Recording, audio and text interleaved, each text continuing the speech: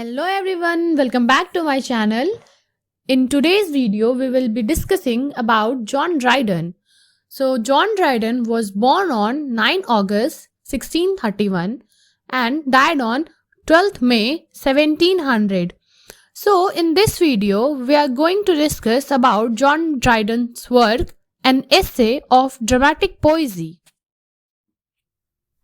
John Dryden, he was born at Aldwinkle, a village near Oundle in Northamptonshire in 1631. His primary education in the village of school of neighbouring Titchmarsh. Then he went to Westminster School in 1642. After that, Dryden proceeded in 1650 to Trinity College, Cambridge. He got his BA degree in 1654. Now, come to the marriage. The year 1663 is an important landmark in his life. He was on intimate terms with Sir Robert Howard, and the friendship led to marriage with Lady Elizabeth, the daughter of his friend, in this year. It was Dr. Johnson who first called Dryden the father of English criticism, as the writer who first taught us to determine upon principle the merit of composition. Not that there was no criticism in England before Dryden. It is Dryden who began a regular era of criticism. Dryden, on the other hand, is never magisterial or pontific, he is sceptical. Dryden was a versatile and voluminous writer who left no branch of literature untouched and produced works of outstanding merit in each field. He was a great poet and dramatist. He was also a great prose writer and is regarded as the founder of modern prose style. So here we begin the work, an essay of dramatic poesy. The essay is in the form of a dialogue between four persons. This is the great advantage of the dialogue form. No one person states the whole truth. Every speaker contributes to the discussion. There is a free give and take views, nothing stated with any finality, and in the end, the readers are left to draw their own conclusions. So basically, यहाँ पे आप इस slide में ये समझ सकते हो कि क्या बातें हो रही हैं. बेसिकली ये जो an essay of dramatic poesy है, ये एक डायलॉग के फॉर्म में लिखा गया है. डायलॉग मीन्स जब आप दो लोग या दो से ज्यादा लोग बात करते हो, हर लोग अपने अपने स्टेटमेंट्स, अपने अपने परसेप्शंस को रखते हो, तो वो डायलॉग के फॉर्म में होता है. तो ये जो वर्क है, ये भी एक डायलॉग के फॉर्म में लिखा गया है, जहाँ पे कोई एक इंसान सारे जवाबों को नहीं दे सकता है. यहाँ पे हर लोगों के अपने अपने पर्सपेक्टिव्स होते हैं, अपने अपने व्यूज होते हैं, एंड एट द एंड जो कंक्लूजन निकालना होता है वो रीडर्स या जो व्यूअर्स होते हैं वो निकालते हैं. Dryden, Essay on Dramatic Poesy, was written in 1666 and published in 1668 during the closure of the London theatre due to plague. This essay is in the form of dialogue among four friends, again on river Thames. Okay, तो यहाँ पे एक नई चीज ये आई कि ये जो फोर फ्रेंड्स थे ये एग्जैक्टली थे कहाँ, तो रिवर थेम्स के ऊपर थे. The opening exchange display the currency of ironical repartee familiar to Restoration comedy. The essay is given over to a series of set speeches. Here is one of the most important thing with some of the writers uses it in their work, as the ancient also observed the three unities well. First, the unity of time. Second, the unity of place. And third, the unity of action. This rule was faithfully observed by the ancients. Here, the gentlemen, the four friends who take active part in the dialogues are: first one is Crites, who stands for Sir Robert Howard. Second, Eugenius is Lord Sackville Buckhurst. Third one is Lycidius is Charles Sedley. And the fourth one is Neander is Dryden himself. This essay also comprises set of speeches where the the first one is Crites, who defends ancients. Second, Lycidius, who defends French.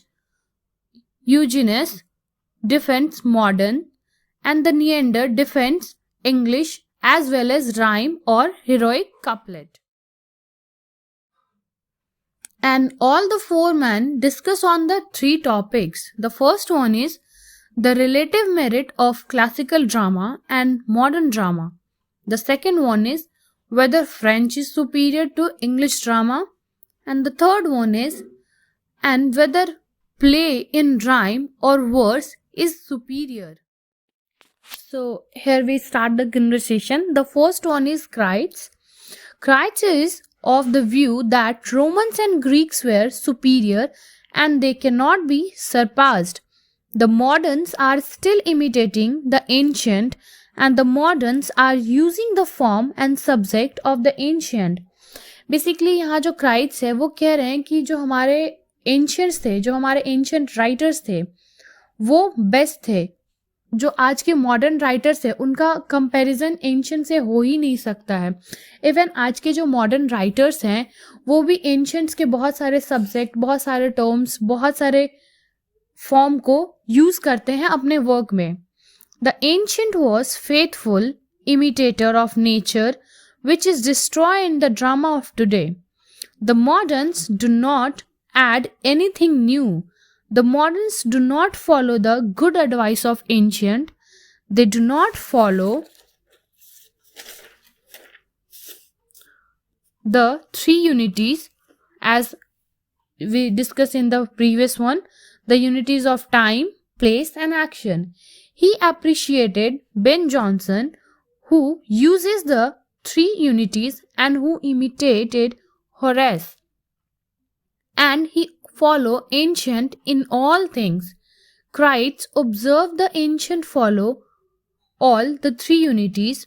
Crites remind that all the rules of drama were discovered by ancient. Crites attacked on rhyme by following arguments. Crites says that rhyme is not suitable for comedies and tragedies, though it may be allowed in comedies somehow. So basically यहाँ आप समझ सकते हो जो क्राइट्स हैं ये ancients को support करते हैं. जो एंशियंट के टाइम में जो फॉर्म्स, जो सब्जेक्ट, जो चीज़ें यूज़ होती थी, जिनसे पोइट्री लिखा जाता था, प्रोज लिखा जाता था, तो ये एंशियंट को डिफेंड कर रहे हैं. एंड कह रहे हैं कि आजकल के जो मॉडर्न पोइट्स हैं उनके पोइट्री में, उनके राइटिंग्स में ये सारी चीज़ें नहीं होती हैं. Now come to Lycidius. He declared French to be the best in Europe. The French observed the unities to perfection. They confined their action to the artificial day 12 hours rather than natural one day of 24 hours. The French also maintain the unity of place. The entire action is limited to the spot where it began. None of them exceeds the area or the campus of the town. The adherence to the unity of action is even better. They do not burden their plays with underplot, which the English does. According to the French, the introduction of the subplot divert the attention of the audience. The French called tragic comedy as absurd, not normal. The end of any tragedy is to get admiration and compassion, and the French does the same. Also, Lycidius vilifies the English tragedy. He says, the end of the English tragedies are mingled with mirth.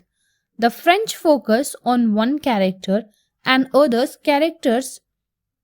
We get advanced plot. In the French plays, the plot are simple and clear and free from any complications. There is no multiple incident, while the English dramatists are interested in showcasing multiple adventure. The French play, the narration is very proper and clear.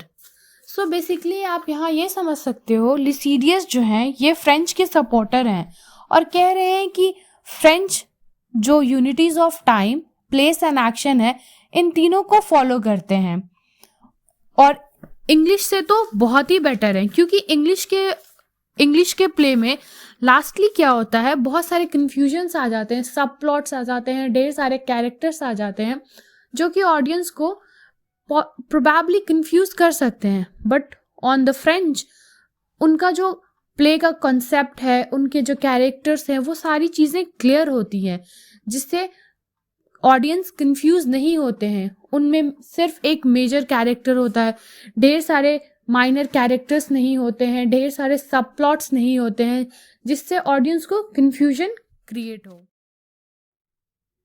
Now come to the Eugenius. Eugenius supported modern drama. According to Eugenius, modern plays is superior to ancient because the moderns have the advantage of ancient experience. The moderns have ability to add many new features which ancient lacks. Moderns have benefited from the ancient. They have far more excelled them. Lycidius charges that in many instances the ancients themselves are not following Aristotle conventions. Eugenius says that the unity of place was not an English invention, neither by Aristotle nor by Horace. The plot of the ancient plays were narrow and their acts are shorter. But in the modern English drama, the scenes are well wrote. In the ancient plays, there is too much of specifying and hence monotony, and the ancient plays become boring. According to Eugenius, in the classical play there is not poetic justice. Eugenius goes on to say that the ancient portrayed many emotions and actions such as revenge, bloodshed, cruelty, but they neglected love. Due to the absence of love, their tragedy arouse only horror and not compassion. So यहाँ से आप ये समझ सकते हो, जो यूजीनियस है हमारे, ये बिल्कुल ही मॉडर्न को सपोर्ट कर रहे हैं, क्योंकि पॉसिबली एंशियंट टाइम में बहुत सारी चीज़ें नहीं थी जिससे हमारी एंशियंट पोइट्री बहुत सारी चीज़ों से लैक हो जाती थी. क्योंकि मॉडर्न टाइम में हमारे पास बहुत सारी चीज़ें हैं, बहुत सारी टेक्नोलॉजीज़ हैं, and the best part is हमारे पास एंशियंट के एक्सपीरियंसेस हैं. तो हम अब नाउ डेज आज के प्ले में, आज की पोइट्री में बहुत सारी चीज़ों को ऐड कर सकते हैं या बहुत सारी चीज़ों को मॉडिफाई कर सकते हैं. एंड यूजीनियस का ये भी कहना है कि एंशियंट पोइट्री में बहुत सारे एलिमेंट्स होते थे, जैसे रिवेंज होते थे, ब्लडशेड होते थे, क्रूलिटी होते थे, लेकिन उनके प्ले में एक एलिमेंट हमेशा से नेग्लेक्ट होता था, जो कि लव, जो कि एक बहुत अच्छा और बहुत इम्पॉर्टेंट एलिमेंट है. जैसे यहाँ पे कह रहे हैं, due to the absence of love their tragedies arouse only horror and not compassion. क्योंकि लव के बिना जो ट्रेजेडी थी वो बिल्कुल ही हॉरर, टेरिफाइंग लगती थी और उनमें कंपैशन नहीं था. Now come to the last, Neander himself, the Dryden himself. He comes forward with his defense of rhyme. Neander boldly asserts that in serious play, rhyme is more natural and more effective. Neander का कहना है कि serious play में rhyme बहुत ज़्यादा अच्छे से बाहर आता है, मोर नेचुरली बाहर आता है और उनका जो इफेक्ट होता है, राइम का जो इफेक्ट आता है सीरियस प्ले में, वो भी बहुत अच्छा होता है. He points out that whatever faults Kreitz has found with rhyme are the faults of ill rhyme. Rhyme may be made to look natural by the use of run-on line, manipulating pause and stress. Neander says that in rhyme, music is an extra advantage. Neander argues that blank verse may be suitable for comedy, but in tragedy, where actions and characters are elevated above everyday life, rhyme is needed to heighten the language. Neander suggests that the modern writers must use the rhyme which suits the genius of our age. Tragedy is a serious play representing natural, exalted to highest pitch. Rhyme began the noblest kind of verse which is suitable for tragedy. Moreover, it disciple the word add to musicality. So these are the conversation between the four friends, and the work is kind of open-ended, which means the audience will decide what is correct or suitable for them, either the French one or the English one or the modern one or the ancient one and or the rhyme. Okay, so that's it for this video lecture. Thank you everyone. Keep enjoying and keep watching.